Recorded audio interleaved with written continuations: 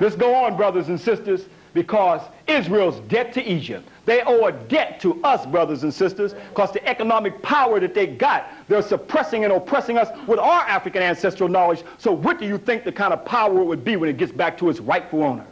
So even when we see the pyramid, and then we see another pyramid upside down, this was a concept that was stolen from your African ancestors. Each equilateral planes of the pyramids represented earth, air, fire, and water. We see fire meaning sign, meaning Ra, earth meaning Geb, air meaning Shu, water meaning Noon. Each equilateral planes of the pyramid, this is what it represents. That's how they made up their Mogenda'u. Off of your ancestral symbols of air, earth, fire, and water that goes back to the pyramid's equilateral planes. Not only that, let's go after this now. That's why our ancestors, even Mary Jehudi, the last African priest, said that we were star children, that when we came from the beginning of the Nile, we followed the 7 pole stars. We were the ones who mapped out the universe long before some Galileo, long before some Copernicus, showing where Ra rotated around the 7 pole stars every 26,000 years, huh? Now look closely now, because this is Ra that rotated around the 7 pole stars, that Ashkenazi Jews took it and made a symbol called the 7 candlesticks to represent the 7 pole stars. Look closely. Here we got Solomon and Queen MAA'TI. So here we see that Solomon had, in order for his temple supposedly to be built, a sister from Ethiopia had to come named MAA'TI. Some of you may know her by Queen of Sheba. In Arabia she's called Belkis. And she had to bring 120 talents of gold in order to help Solomon build his temple. But they got together, and between the union of both of them, they had a son named Ibn Hakim. And when he grew up, he went back to visit his father, supposedly, and then his name was changed to Menelik I. Let's go after this story about Solomon, because he was supposed to be so wise, right? Let's see how wise Solomon really was when we look at the writings of Amenemope. And Proverbs, the teachings of a Solomon, says, "Incline thy ear and hear my words, and apply thy heart to apprehend. It is pleasant if thou keep them in thy belly, that thy may be fixed like a pig upon thy lips." Amenemope, long before Solomon. "Give thy ear and hear what I say, and apply thy heart to apprehend. It is good for thee to place them in thy heart. Let them rest in a casket of thy belly, that they may act as a pig upon thy tongue."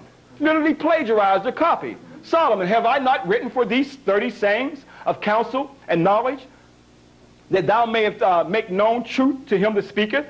Amenemope. "Consider thee 30 chapters. They delight, they instruct knowledge how to answer him that speaketh, and how to carry back a report to one that sent him." Solomon, "Rob not the poor, for he is poor, neither oppress the lowly at the gate." Amenemope. "Beware of robbing the poor and oppressing the afflicted." Literally copied from your ancestors. So how wise was Solomon? And like Abraham, who took African women, we also see Moses took African women. Solomon also took African women as well. They all came in and taken African women. And this is the European version of all of it right here. You see that supposedly the daughters of Solomon is not taken too pleased to this. So let's see how they're going to deal with this in the Bible. Now, this is what they say that MAA'TI says. "I am black but comely, O ye daughters of Jerusalem." And the Greek version, I was black and beautiful, though. They changed it. "As the tents of Kedar, as the curtains of Solomon. Look not upon me because I am black, because the sun has looked upon me. My mother's children were angry with me. They made me the keeper of the vineyards." She was black because the sun Ra kissed her, and she was not the keeper of the vineyards because she ruled over a kingdom in Ethiopia. Huh? So now we are told in the Judeo-Christian stories, European Judeo-Christian stories, that the reason why she has blonde hair, because she has to go through the baptismo to make her white. So that's why the sister, when she has blonde hair, "Hey sis, you ready for the baptismo?" Got to bring the little contemporary up to the day too, you know. But this brother right here is in the Bible of the 25th dynasty, the Nubian brother named Taharka. Taharka, like many of the Nubian brothers, they had to many times come in and save Egypt from the invaders. At this time, this brother had to come and save his own African Hebrew brothers from the Assyrians, as it tells us in Kings in the Bible. And when he heard say of Taharka, king of Ethiopia, "Behold, he has come out to fight against thee," he sent messengers again to Ezekiel, saying, "Thus shall ye speak to Ezekiel, king of Judah, saying, Let not thy God in whom thy truth deceive thee, saying, Jerusalem shall not be delivered into the hands of the Assyrians."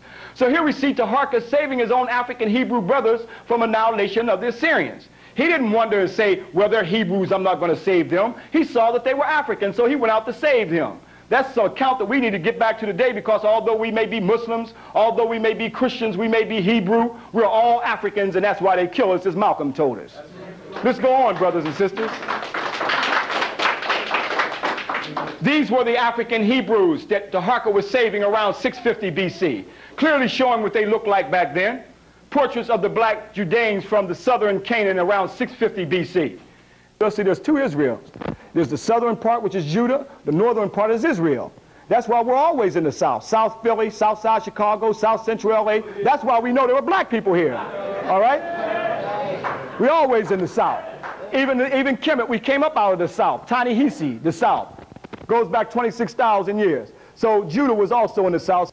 Taharka let some of the Hebrews stay on this island right here. This is called Yeba Island, or Elephantine. This is how some of these brothers ended up into Ethiopia. He let them stay here to save them from annihilation from the Assyrians. When we went back to the highlands of Gondar in Ethiopia, we can see the Beta Israel people, the ANKH people. And Dr. Ben is also an ANKH or Beta Israel. And they look at themselves as being the chosen people, the original chosen people, where the European Jews are trying to say they are the chosen people of God. As I said before, the first people on the planet Earth are the chosen people of God.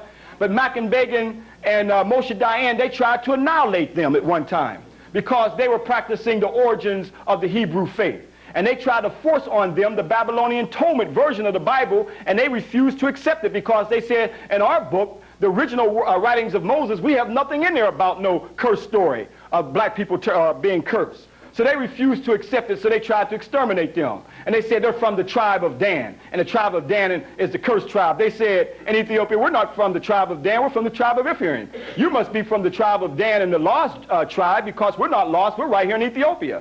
You're running around trying to take everybody's homeland. Ashkenazi European Jews went to even Uganda to make their homeland. They even went to Argentina for their homeland. So they settled on Palestine with Theodore Herzl. After World War II, they got together with the Western powers to take over the Palestinians' land. In fact, they're airlifting them out of the land to go to Israel to be maids in their homes and to clean the land up, and for the men to be soldiers to fight the Arabs. But they said in order for them to be true Jews, they have to become recircumcised before they're acknowledged as true Jews. But the Russian Jews don't have to become recircumcised. All the other Ashkenazi European Jews coming out of Europe don't have to be recircumcised. So why do they have to become recircumcised? But let's go look at the origin to see the origin of the true Hebrews coming up out of Ethiopia. As we saw right here, Cush, Ethiopia, where they came from the the highlands of Ethiopia called Gondar. Now, these people came from the Caucasus Mountains, called the Ashkenazi European Jews. These brothers go all the way back into the ancient times, even during the time, as I said, when Moses supposedly came into the land of Ethiopia as a general in the Egyptian army. We got the story of MAA'TI and Solomon. So we got an ancient story dealing with them down in Ethiopia. But we have no story dealing with Ashkenazi European Jews in the Caucasus Mountains. Michael Bradley says, chosen people from the Caucasus, says this: Israel was conceived by Ashkenazi Jews to buttress their delusion, to feed that insatiable desire for an identity in time. Israel was established by deceiving the rest of the world, but particularly the North American public, about the real origin of the Ashkenazim. And where is their origin? The Caucasus Mountains, where it says Ashkenaz. We got that right? Goes on to say, that deception was made possible by Jewish influence and U.S. mass media and international finance. In short, the vast majority of Jews in the world are Ashkenazim, who are descended from the Khazars, convert to Judaism, who have no genetic or historical connection with the biblical Jews or Palestine at all. But when we now consider that 95% of the Jews in the modern world are Ashkenazim, their claim to a Jewish homeland in Palestine becomes absurd, grotesque. They are descended from the Caucasus. The Caucasus, as you see right here, who have no historical or genetic link with this land right here. Michael Bradley, chosen from the Caucasus. So, United Nations decision in 1947 to partition Palestine. That means after World War II, United States and England got together because of this man right here named Theodore Herzl, who's the father of Zionism. That means Zionism and European colonialism, all of it is about European world domination. That's right. European world imperialist conquest. He is the one that petitioned the United States and England to take the land off the Palestinians, who the African Canaanites had it before them. He goes back to these people right here that our ancestors were trying to tell us all along on the temples. The Hikukoswet, Hyksos, who invaded our land. And now you have some Ashkenazis running around talking about their God's chosen children.